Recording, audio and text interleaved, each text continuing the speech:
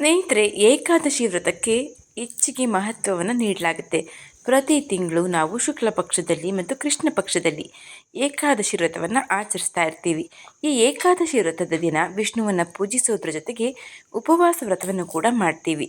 ಶ್ರಾವಣ ಮಾಸದ ಕೃಷ್ಣ ಪಕ್ಷದ ಏಕಾದಶಿಯನ್ನೇ ಅಜ ಏಕಾದಶಿ ಅಂತ ಕರೆಯಲಾಗುತ್ತೆ.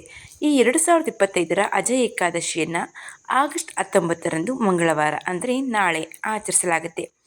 ಅಜ ಏಕಾದಶಿಯ ದಿನದಂದು ಪೂಜೆಯನ್ನು ಮಾಡೋದ್ರಿಂದ, ವ್ರತವನ್ನು ಆಚರಿಸೋದ್ರಿಂದ ನಮ್ಮೆಲ್ಲ ಪಾಪಗಳು ಕಳೆಯುತ್ತೆ ಅನ್ನೋದು ನಂಬಿಕೆ. ಜೀವನದಲ್ಲಿ ಸುಖ ಸಂತೋಷ ತುಂಬಿ ಸಮೃದ್ಧಿಯಿಂದ ಜೀವನ ಮುಂದೆ ಹೋಗುತ್ತೆ ಅಂತ ನಂಬಿಕೆ. ಅಜ ಏಕಾದಶಿಯ ದಿನದಂದು ವಿಷ್ಣುವನ್ನು ಪೂಜಿಸೋದ್ರ ಮೂಲಕ ನಮ್ಮ ಕಷ್ಟಗಳು ಪರಿಹಾರವಾಗುತ್ತೆ, ಪಾಪಗಳು ದೂರ ಆಗುತ್ತೆ. ಈ ಏಕಾದಶಿಯ ದಿನದಂದು ನಾವು ಕೆಲವೊಂದು ನಿಯಮಗಳನ್ನು ಕಡ್ಡಾಯವಾಗಿ ಪಾಲಿಸಬೇಕಾಗುತ್ತೆ.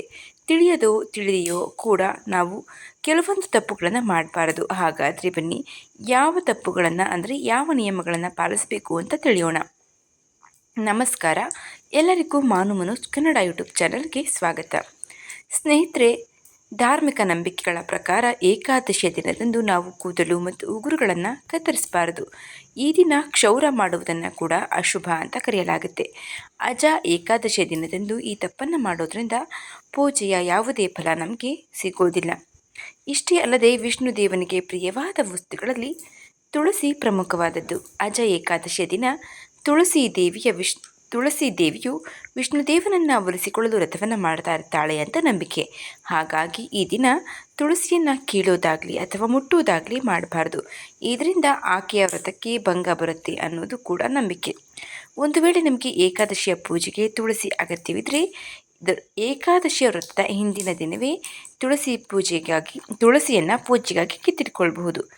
ಹಾಗೆ ಏಕಾದಶಿ ವ್ರತ ಅಂದರೆ ಕೇವಲ ದೇಹವನ್ನು ಶುದ್ಧವಾಗಿಟ್ಟುಕೊಳ್ಳೋದಲ್ಲ, ಮಾನಸಿಕವಾಗಿಯೂ ಶುದ್ಧತೆಯನ್ನು ಕಾಪಾಡಿಕೊಳ್ಬೇಕು.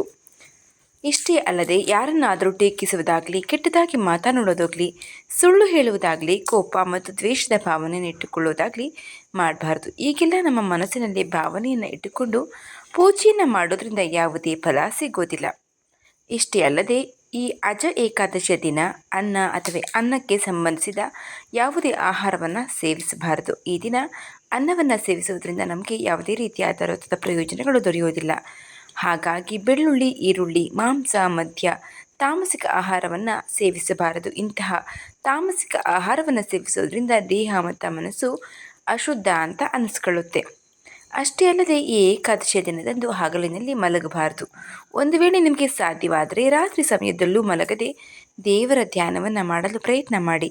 ಅಜ ಏಕಾದಶಿಯ ದಿನದಂದು ಹಗಲಿನಲ್ಲಿ ಮಲಗೋದು ಅಶುಭ ಅಂತ ಕರೆಯಲಾಗುತ್ತೆ.